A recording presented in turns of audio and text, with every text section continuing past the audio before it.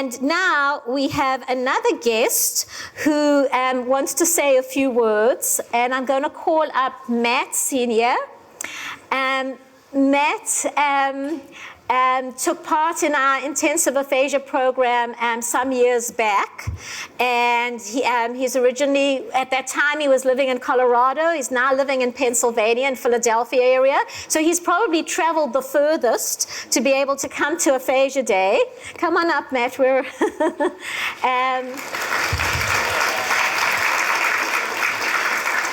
and Matt asked specifically to be able to asked if he could say a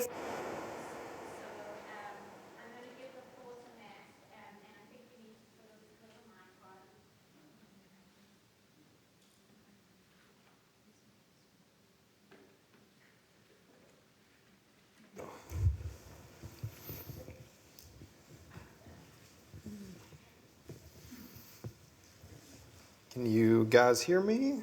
Okay. Okay.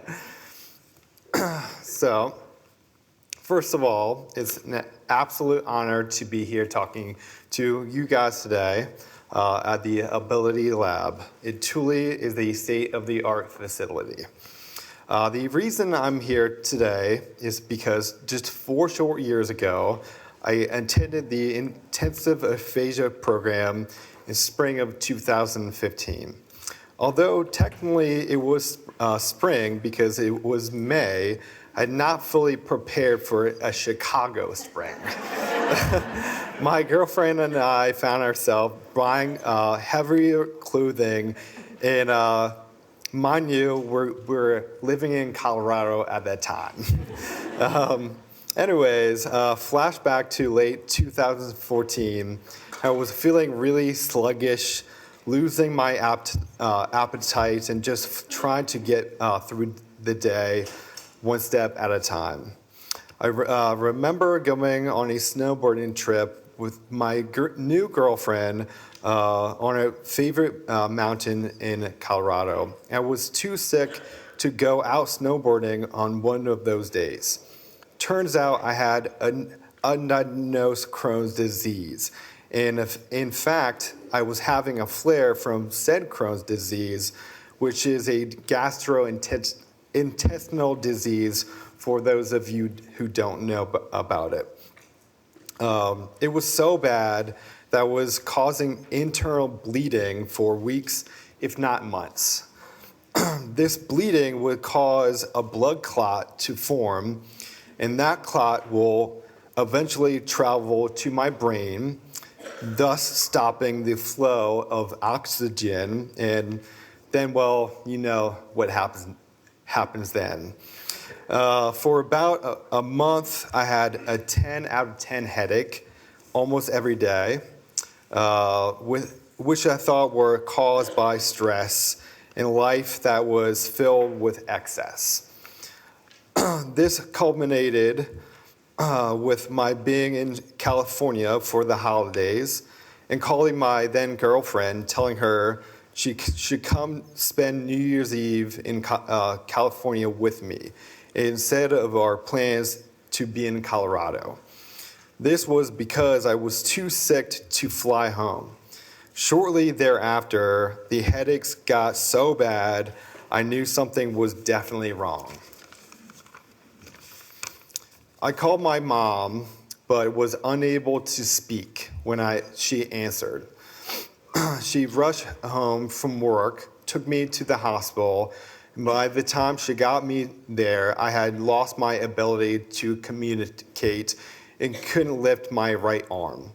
4 days later, I would have brain surgery at 10 p.m. on a Saturday. Never a good sign.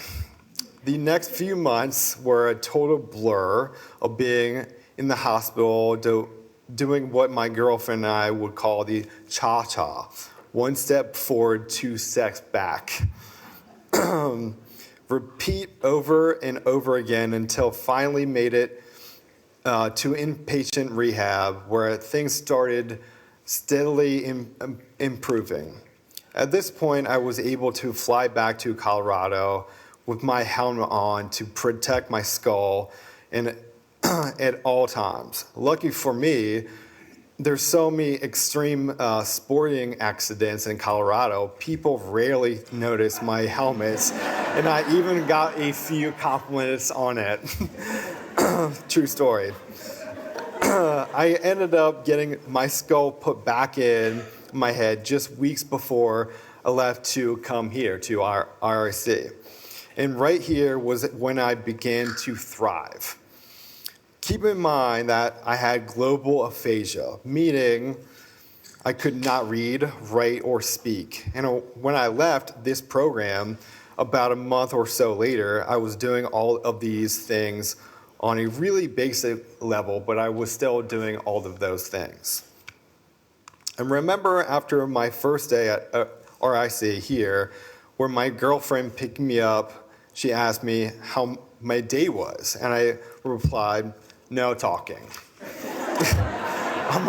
I'm exhausted, please, no talking. And then not even 2 minutes later, I was having a full-on, although one-sided conversation about my day, and Lisa could not have been any more happy. I never could have known or imagined then that 6 months later I would be snowboarding again, and that 3 years later I would be back in my former career field of event management, although in different sector, craft beer to nonprofits. Part of the passion was founded right here, where I saw just how much people can help each other and how much good nonprofits like the American Heart Association do to not only improve outcomes, but improve awareness, which is so important. Now my stroke and days of speech, occupational, and physical therapy are somewhat behind me, but two of the most important things I learned from all of that was to be resilient and hopeful. In life, you must be able to take the curveballs with grace and bounce back. The more you are able to do this, not just in the stroke world, but in life, the better off you will be overall. Remember to always keep hope. Hope for the future, hope for the present, and hope for lessons learned. There is always hope. You can and will get better. It may take months or it may take years, and it may not look like exactly what you had imagined it would look like. But my team helped me challenged me to push through, and it worked. If you give it your all, you can achieve anything. Thank you so much for letting me be here today.